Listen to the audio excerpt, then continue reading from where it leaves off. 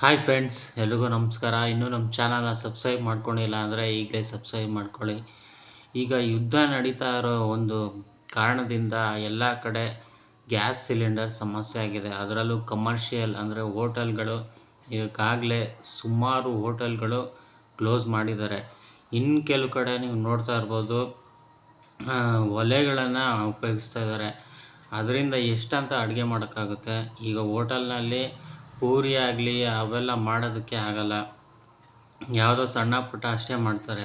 ಅದರಲ್ಲೂ ಕೆಲವೊಂದು ಹೋಟೆಲ್ಗಳು ಓಪನ್ ಇದ್ದರೂ ಕೂಡ ಏನಾಗಿದೆ, ಸರಿಯಾಗಿ ಮೆನುಗಳನ್ನ ಕೊಡ್ತಾಯಿಲ್ಲ.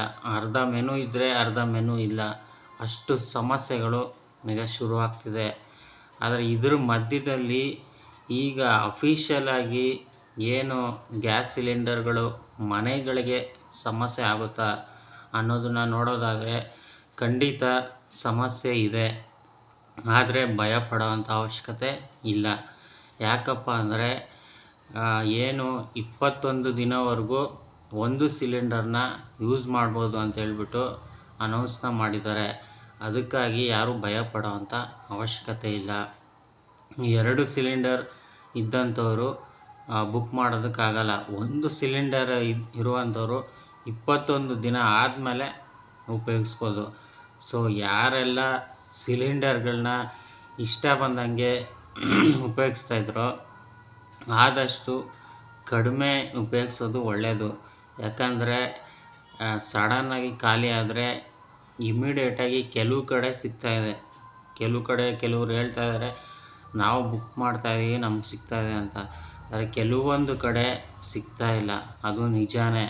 ಮತ್ತು ಕೆಲವರು ಏನೂ ಸಮಸ್ಯೆ ಇಲ್ಲ ಅಂತ ಹೇಳ್ತಾ ಇದ್ದಾರೆ. ಸಮಸ್ಯೆ ಇದೆ. ಸಮಸ್ಯೆ ಅಂಥ ದೊಡ್ಡ ಸಮಸ್ಯೆ ಏನಿಲ್ಲ. ಆದರೆ ಸಣ್ಣ ಪುಟ್ಟ ಕೆಲವು ಕಡೆ ಸಮಸ್ಯೆ ಇದೆ. ಈಗಾಗಲೇ ನೀವು ನೋಡ್ಬೋದು, ಈಗ ಮಾಧ್ಯಮಗಳಲ್ಲಿ ನೋಡ್ತಾ ಇದ್ದೀರಾ, ಹಲವಾರು ಕಡೆ ಏನು ಸೌದೆಗಳನ್ನ ಹೊತ್ಕೊಂಡೋಗಿ ಒಲೆನ ಉರಿ ಹಚ್ತಾ ಇದ್ದಾರೆ. ಅದಕ್ಕಾಗಿ ಆದಷ್ಟು ಗ್ಯಾಸ್ ಸಿಲಿಂಡರ್ನ ಉಪಯೋಗಿಸೋದನ್ನು ತುಂಬ ಕೇರ್ಫುಲ್ಲಾಗಿ ಯೂಸ್ ಮಾಡಿ.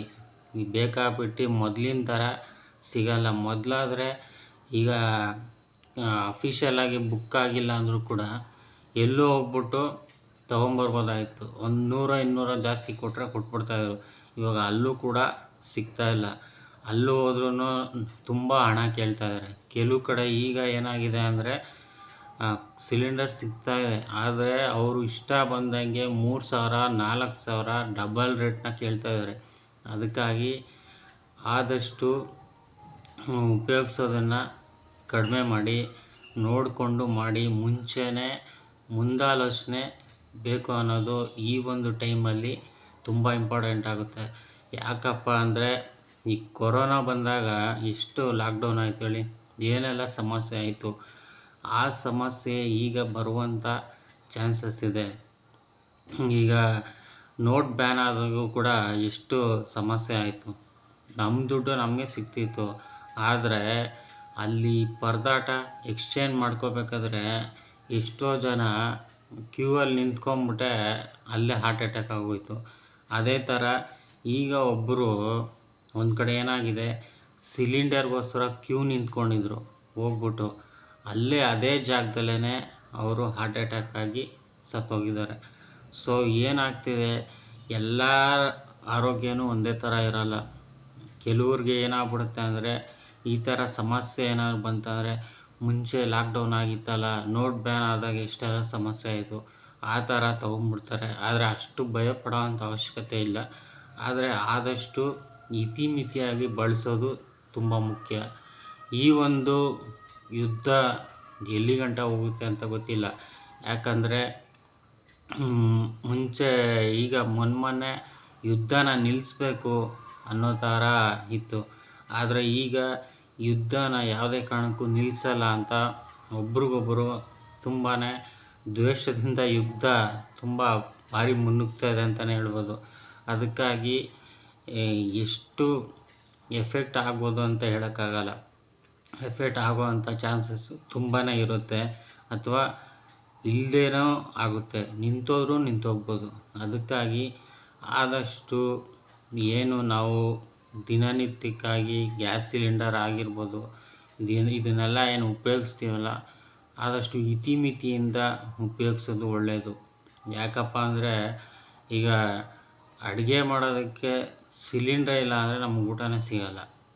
ಇನ್ನು ದುಡ್ಡಿದೆ ಹೋಟ್ಲಿಗೆ ಹೋಗ್ತೀನಿ ಅಂದರೆ ಅಲ್ಲಿ ಹೋಟ್ಲುಗಳೇ ಬಂದಾಗ್ತಿದೆ. ಹೋಟ್ಲುಗಳೇ ಬಂದಾಗ್ತಿದೆ ಅಂದಮೇಲೆ ಎಲ್ಲಿಂದ ನಾವು ತಿನ್ನೋದಕ್ಕಾಗುತ್ತೆ ಅಲ್ವಾ? ಅದಕ್ಕಾಗಿ ಆದಷ್ಟು ಇತಿಮಿತಿಯಿಂದ ಬಳಸೋದು ಒಳ್ಳೆಯದು. ಈಗ ಸುಮಾರು ಜನ ಕಂಪ್ಲೇಂಟ್ನ ಮಾಡ್ತಾನೇ ಇದ್ದಾರೆ. ಏನಂತ ಹೋಟೆಲ್ಗಳವರೇ ಈಗ ಕಂಪ್ಲೇಂಟ್ ಮಾಡ್ತಾಯಿದ್ದಾರೆ. ಈಗ ಬೆಂಗಳೂರು ಸಿಟಿಲೇ ಒಂದು ಕಂಪ್ಲೇಂಟ್ ಬಂದಿದೆ. ಏನಪ್ಪ ಅಂದರೆ ನಮಗೆ ಸಿಲಿಂಡರು ಸಿಕ್ಕಿದೆ, ಆದರೆ ಡಬಲ್ ರೇಟಲ್ಲಿ ನಾವು ತೊಗೊಂಬಂದಿದ್ದೀವಿ ಅಂತ. ಇದನ್ನು ಸರ್ಕಾರವರು ಗಮನಿಸಲೇಬೇಕು.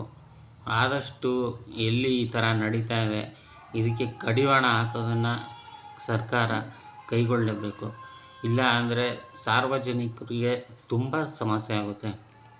ಅದಕ್ಕಾಗಿ ಆದಷ್ಟು ನೋಡಿಕೊಂಡು ಮಾಡಿಕೊಂಡು ಇತಿಮಿತಿಯಾಗಿ ಬಳಸಿದ್ರೆ ಒಳ್ಳೆಯದು.